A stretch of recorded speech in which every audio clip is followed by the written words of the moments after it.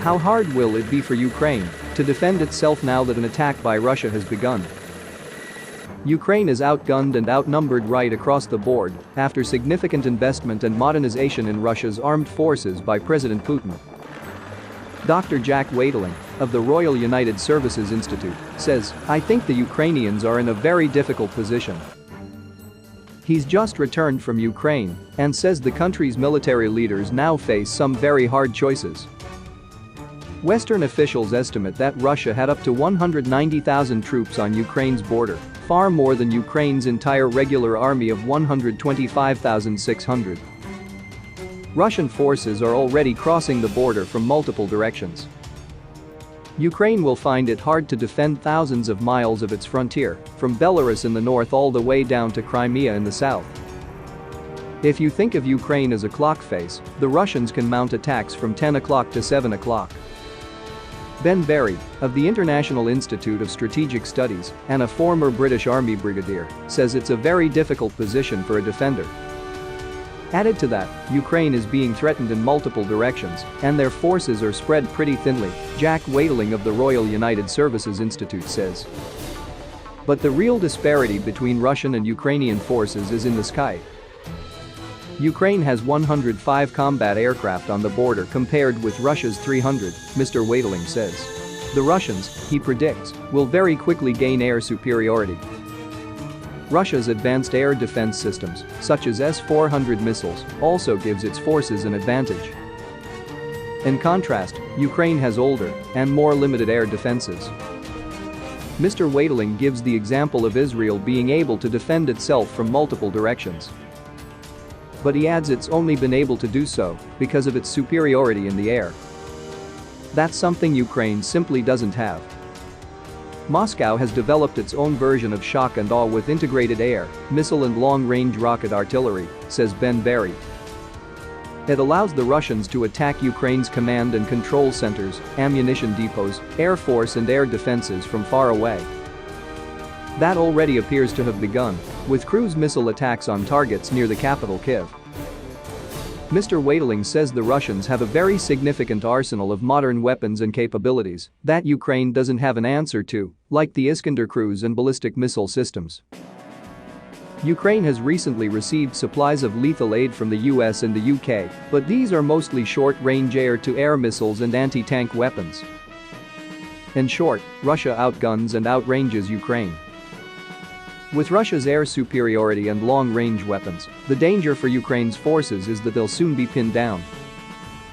Ukraine's forces could be stopped from being able to maneuver and reposition to face the Russian advance from any other direction, Mr. Wadeling believes. Many of Ukraine's best trained and equipped units are in the east of the country, near the line of control in Luhansk and Donetsk, where there's been fighting since 2014. Western intelligence officials have told the BBC there's a real worry that Russia could try to encircle them. However, Ukraine's armed forces are better trained and equipped than they were when Russia invaded Crimea. Mr. Berry says units and soldiers have gained useful battle experience from the fight with Russian-backed separatists in the east of the country. But he adds they've mainly been involved in linear trench warfare, and the demands of maneuver warfare will be much harder. Russia's forces are able to move quickly with mobile rocket and missile launchers and air defenses. Russian troops, too, have been battle-hardened from its invasion of Crimea and in Syria. If the fighting enters Ukraine's towns and cities, then that might give Ukraine's forces a chance. A well-prepared defender can make urban fighting difficult and bloody for any attacker, as shown in Stalingrad in World War II and more recently in Mosul in Iraq. Ben Berry believes that Russian forces may initially try to bypass towns and cities. But he believes it's very unlikely that the Russians can avoid urban combat, not least in Kyiv, given its political significance.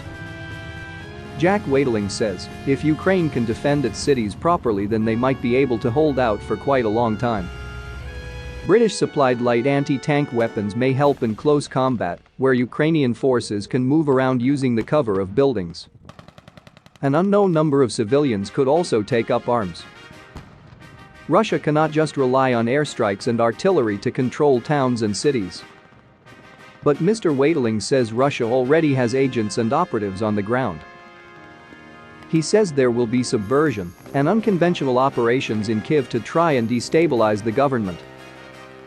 Russia, he adds, will also try to encircle cities and use long-range artillery to target pockets of resistance, and then try to use special forces and agents to essentially murder civil society leaders. Ukraine is now fighting for its survival. It's been engaged in combat with Russian-backed forces in the east for the past 8 years, but the threat is now an existential one for the entire country.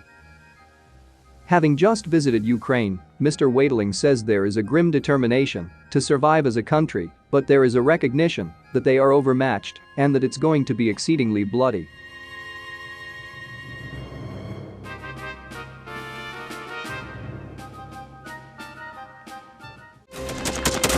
Thanks for watching, and don't forget to subscribe.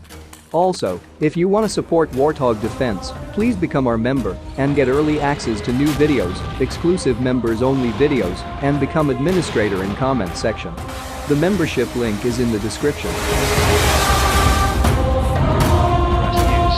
every day. We had a guy last week at 6 rescues in 6 days. He's doing the job every day.